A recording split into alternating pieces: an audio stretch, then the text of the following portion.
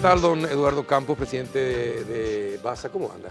Muy bien, Carlos. Buenas noches para Gracias vos, por venir. tu audiencia, y muchísimas gracias por esta brillante oportunidad aquí con Fernando Paciello. En estos días estamos saliendo a hablar, aprovechando los espacios que nos dan los medios para comentar la situación que pasamos en estos días y la presentación que hicimos en los medios de prensa el día de ayer. Sí, leí el comunicado. De un comunicado, ¿verdad?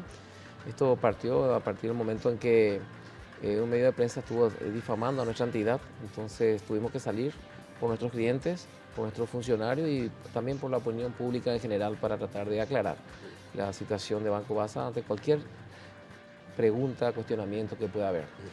¿Qué tal, don Fernando Paciello? ¿Cómo anda, gerente de Banco BASA? ¿Cómo está? Muy bien, Carlos, muchísimas gracias. Un placer estar en tu programa. Bueno, ¿qué es lo que pasó con Messer?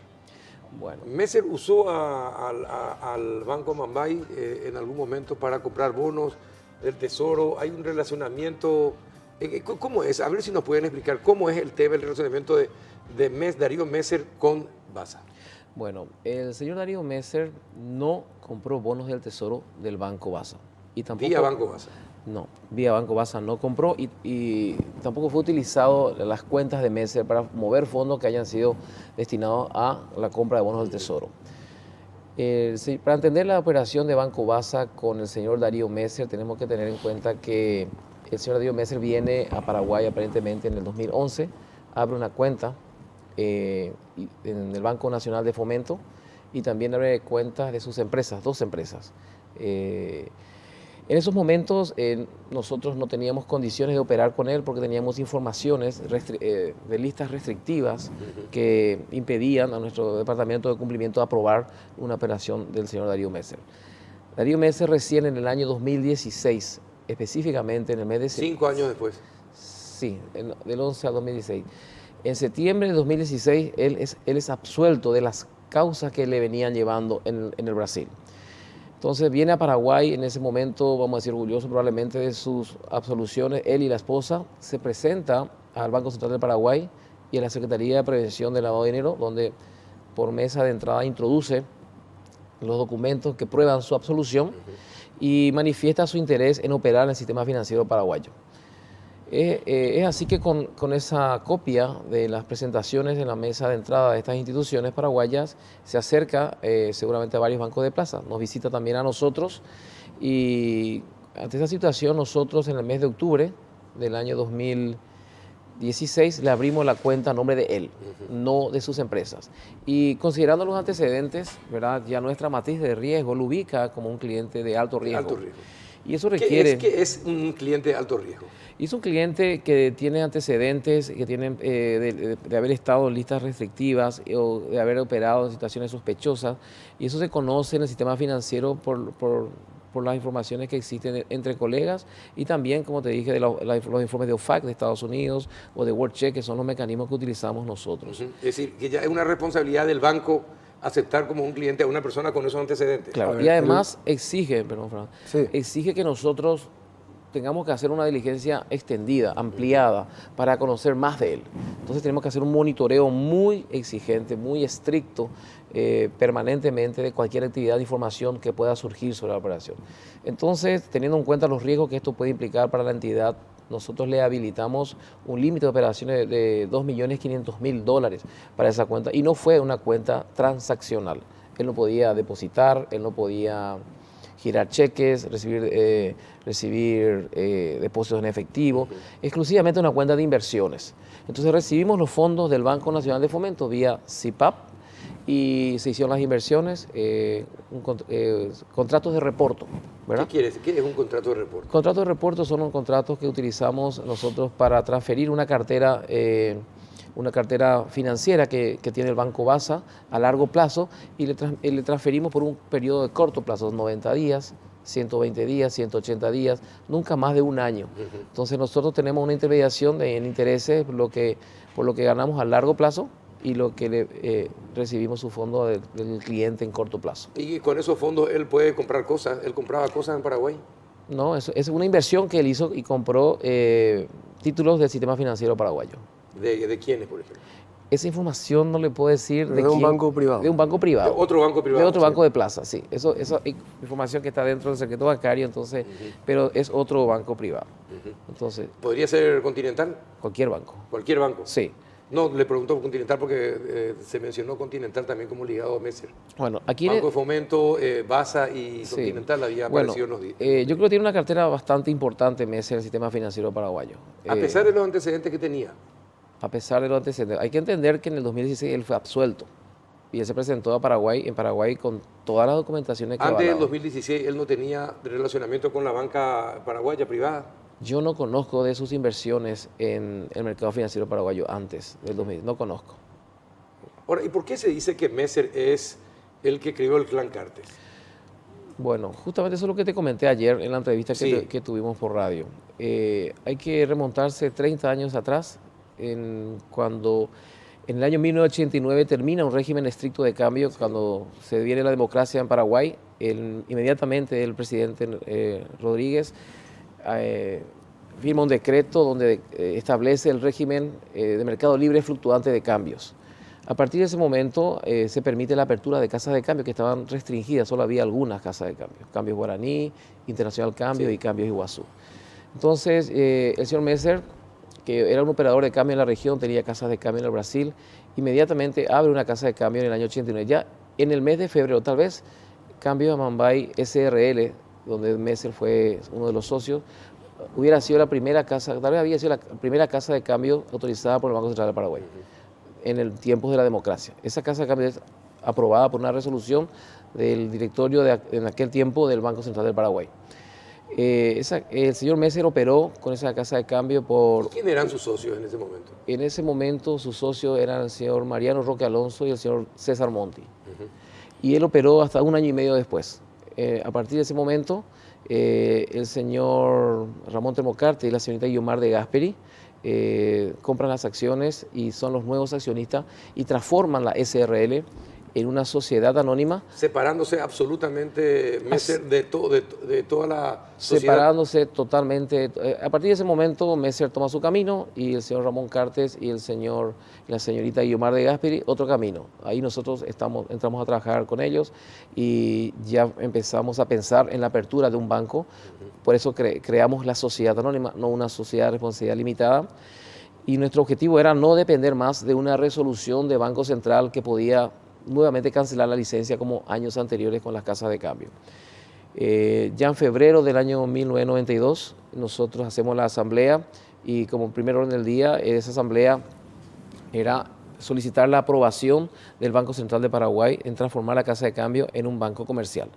Y eso se da en el mes de octubre del año 92, 15 de octubre, nace Banco Amambay, donde ya presidente Ramón Termocarte, vicepresidente Guiomar de Gasperi, directores Carlos Moscarda, yo, Eduardo Campos, y estaba también, creo que el señor Roberto Campos, y a partir de ese momento empezamos a trabajar como banco comercial, y de eso estamos hace 26 años operando en el mercado, En ¿verdad? algún momento el expresidente Horacio Cartes formó parte del banco, El señor Horacio como Cartes... accionista, como Sí. socio. No, el señor Cartes ¿Nunca? nunca estuvo ni en la casa de cambios del que abrió el padre con Guiomar de Gasperi, ni en el banco. No fue directivo, no fue accionista. El Ramón Termocarte fue accionista hasta el año 2004 y fue presidente hasta el año 2004. Y cuando él ya no pudo ejercer esas funciones, le dejó sus acciones a su hija, la señora Sara Cartes, y ella asume la presidencia en ese momento por unos años y ella es hasta este momento la mayor accionista del banco, hoy actual vicepresidente del Banco Basa. Yo creo que ahí, si me permiten, Sí, adelante. es importante tal vez destacar el hecho que desde aquella época, desde la creación del banco hasta ahora, el Banco Amambay, actualmente Banco Basa, no ha tenido ningún tipo de sumario, ni ha sido sancionado, ni nada en ese sentido, en ningún aspecto de la actividad cambiaria, mucho menos todavía en un tema como lavado de dinero. En los últimos años el Banco Basa se ha destacado en el sistema financiero con una tasa de crecimiento realmente envidiable. Somos el banco que ha crecido más que el sistema en los últimos 5 años. Este año va a ser nuevamente un año de crecimiento por encima del promedio. Cuando en el año 2014 asume el directorio actual del banco, el Banco Basa tenía 1,5% del mercado, vale decir, de la torta, ese era el porcentaje de participación que teníamos. Estaremos cerrando 2018 con el 4,5%, o sea, en ese periodo de tiempo... Hicieron 3 veces. 3 veces en 5 años. Y eso no se hace si uno no hace bien las cosas. O sea, el cliente es muy exigente en el mercado paraguayo, con un mercado muy competitivo, que tiene una supervisión y una regulación muy estricta, que eso ha sido un factor importante en el éxito de la economía paraguaya también en estos últimos 15 años, sumado a la estabilidad macroeconómica y a otros factores que permitieron que la economía paraguaya sea destacada a nivel internacional. O sea, el banco es un banco que hace bien las cosas, trabaja muy bien y hemos tenido realmente un muy buen resultado con los clientes y también resultados económicos. Ahora, es importante volver a recalcar, Sí. desde el 2016 a esta parte, en que tienen relacionamiento con el señor Messer. Messer nunca tuvo otro tipo de actividad con Banco Basa más que el tema de la inversión que se hace solamente eso. Solamente Sí, eso. y Pero ahí- para terminar, Fernando, el periodo de que él estuvo absuelto termina en mayo del 2018, porque el señor Messer nuevamente fue imputado en abril, 26 de abril de 2018. Eso nosotros descubrimos por las investigaciones que hace como cliente de alto riesgo, tiene que estar permanentemente monitoreado y nuestras listas de restricciones nos destacan que el señor había sido imputado y había un pedido de prisión. Eso nosotros lo vemos en la primera semana del mes de mayo de 2018. El pedido de prisión data del 26 de abril. En ese momento, nuestro departamento de cumplimiento hace el análisis e inmediatamente procedemos al reporte de operación sospechosa de la cuenta de Messer. En aquel entonces había un saldo de $1 millón. ¿Enviaron todos los datos a la CEPRELAT? Hicimos el reporte el 7 de mayo a la Secretaría de Prevención del Lavado de Dinero, una vez que habíamos corroborado la situación, la nueva situación del cliente. Y después ya se desencadenó la situación de la imputación del Ministerio Público y la intervención de la Cenavico, que embarga los activos del señor Messer. Sí. Creo que tiene embargado como 45 o 50 millones de dólares en Paraguay. Y eso es una suma muy importante. Hay que tener en cuenta entonces que Banco Basa tuvo un importe de 2,5 millones, ese fue el límite, y no más que eso, y solamente la transacción de inversión en esa cuenta, en los documentos que le habíamos dicho. Ahora, ¿en cuánto tiempo desde que ustedes descubren los datos contra Messer en abril hasta que la Fiscalía interviene y pide su arresto, cuánto tiempo transcurre entre Yo creo que todo eso ocurre en el mes de mayo. En el mes de mayo. Tengo entendido que Es sí. decir, ¿hubo posibilidad de detenerlo a Messer? Bueno, eso no le puedo decir porque lo que aquí se detiene son los activos que tenía en el sistema. Se ha embargado dinero y se ha embargado... Todos los embargos, Sí. todo el proceso judicial ya se hace después de que él... Tengo entendido que esté sí. prófugo, ¿no? Sí, claro. Sí. En ausencia de él, digamos. En su ausencia, sí, efectivamente. Nosotros tenemos un contrato de reporto que específicamente establece que si se dan causales como esta, publicaciones de juicios, publicaciones de embargos, nosotros tenemos que cancelar el contrato y acreditar de vuelta los fondos a la cuenta y donde vienen los embargos que vinieron. Y ese dinero está embargado.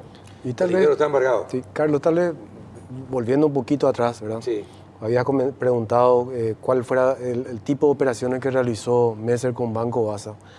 Estas fueron operaciones que fueron una transferencia de dinero que él tenía en un banco, en el Banco de Fomento, a su nombre, y hizo una operación de transferencia de ese banco a nuestro banco para hacer esta aplicación a la inversión. Cuando esas inversiones fenecieron, porque venció el plazo, comenzaron a volver al mismo origen, o vale decir, de cuentas del cliente del Banco de Fomento a nuestra cuenta y viceversa. En ese entonces el cliente ya estaba operando en el sistema paraguayo, hacía ya un periodo de tiempo importante. Nosotros hicimos el trabajo que corresponde hacer para una evaluación de este perfil de riesgo y encontramos que el origen del dinero estaba identificado, porque cuando uno hace un análisis para prevención del lavado de dinero, lo más importante es saber quién es el cliente, quién es el beneficiario final, y en este caso estaba plenamente identificado. Eso fue la razón por la cual cuando Cenavico o cuando se dispone digamos, la incautación de sus bienes, se puede determinar y se capturan esos bienes, que es lo que uno pretende al ¿Cuántos final. bancos operaba en Paraguay el señor Mesa? Y aproximadamente 3 o 4 de forma directa, y de forma indirecta yo creo que con unos 8 más o menos. ¿Qué quiere decir operar de forma indirecta? Sí. Resulta que el señor Mesa, a partir de su cuenta de Banco de Fomento, realizó inversiones en papeles del sistema financiero paraguayo. Y a través de la Bolsa de Valores ha invertido en certificados de depósitos de ahorro y también en bonos subordinados y en bonos financieros. Eso se puede ver, yo no conozco esa información, pero se puede ver en la Cenavico los activos que están embargados. En cuanto a la compra de bienes, eso no se hizo a través de Banco Basa. Eso es justamente lo que nosotros analizamos, ¿verdad? El señor vino en el 2011 y a partir de entonces de la apertura de su cuenta, creo que creó 2 sociedades, empezó a hacer inversiones inmobiliarias, a comprar campos y a invertir en campos. Tengo entendido que en el periodo que tenía liquidez realizaba las inversiones financieras, pero el origen del dinero y el destino probablemente habría sido inversiones inmobiliarias y en estancias. El hecho de que fuera reconocida su amistad con el presidente Cartes, para ustedes en el banco, ¿es un compromiso de alguna manera, facilita que él pueda operar mejor, más rápidamente? ¿Es un privilegio que tenía Mesa? No, en absoluto. Para que tengas idea, nosotros le pusimos un límite, yo creo que bastante bajo, teniendo en cuenta lo que él movió en Paraguay. Nosotros nada más que 2 millones. ¿Cuánto aproximadamente habría movido en Paraguay? Y lo que se tiene embargado, identificado más o menos en activos son 50 millones de dólares, tengo entendido. 50 millones de dólares. Nosotros estamos hablando de 2,5 millones de dólares. Sí, O sea, es muy poco. Y es una suma importante para Sí, Paraguay, pero 5%. no para el señor Mesa, que trajo inversiones muy importantes. Y nuevamente mencionar, la cuenta no fue una cuenta transaccional, o sea, no se pudo hacer pago ni girar y eso está comprobado. Nosotros hemos aportado toda esta documentación a la Fiscalía, a la investigación, así que no operó a través nuestro. Y algo importante que destacar, fíjese que cuando inmediatamente él aparece de nuevo con una imputación y pedido de prisión, antes que ningún organismo contralor de nuestro país nos advirtiera algo, nos requiera algo, nosotros hemos reportado como sospechosa porque se vuelve sospechosa la operación, porque no estaba en condiciones de aclarar esa situación, de resolver esa situación. ¿Qué pasó con el Banco Nacional Argentina? ¿Ustedes pueden, qué es lo que se publica que ustedes solamente pueden operar con Banco Nacional Argentina para el exterior y otros bancos se negaron a hacer con Banco Basa? ¿Podrían aclarar esa información no es correcta. Nosotros tenemos corresponsales en el exterior con quienes hacemos operaciones para atender los pedidos de los clientes de importación, exportaciones, inversiones de corto plazo. Y Banco Nacional Argentina es uno de nuestros bancos principales en Nueva York, donde canalizamos los pagos emitidos y las transferencias recibidas para nuestros clientes. También tenemos cuentas con otros bancos de Estados Unidos y de Europa y Panamá. Los bancos que hoy citó, creo que el diario 5 Días, ¿es cierto que se rehusaron a ser agentes de Banco Basa? No es que se rehusaron. Los bancos que citó son bancos que en el pasado fueron corresponsales nuestros y esa es una situación que el Paraguay está sufriendo hace unos años y varios bancos paraguayos a la hora de obtener corresponsales del exterior.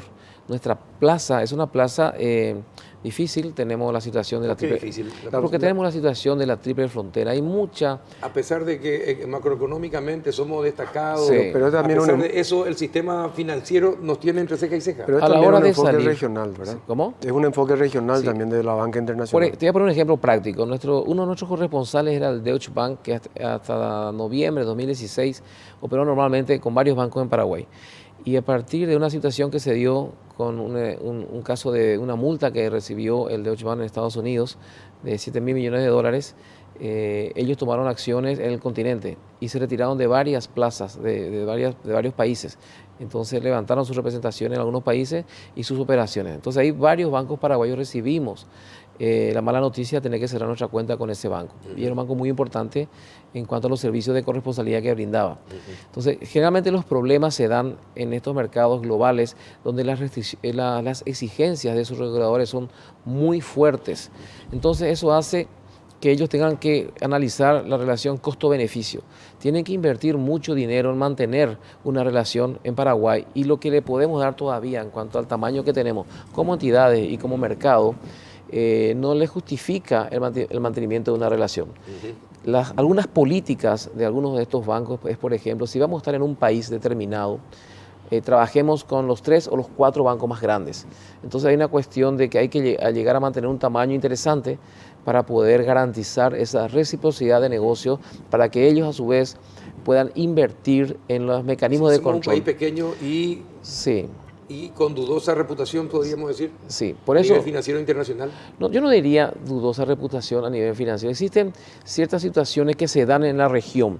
Tenemos que entender, Carlos, que Paraguay está en medio de 2 países gigantes, Argentina y Brasil, y los problemas se generan principalmente en nuestros vecinos. Caso Messer está haciendo un escándalo extraordinario ya, está tomando dimensiones muy grandes en nuestro país, pero ese es un problema que se genera por actos de corrupción en el Brasil. Si existe lavado de dinero en Paraguay, probablemente va a ser lavar dinero que ha obtenido de un crimen, de algunos delitos que pudo haber cometido en el Brasil.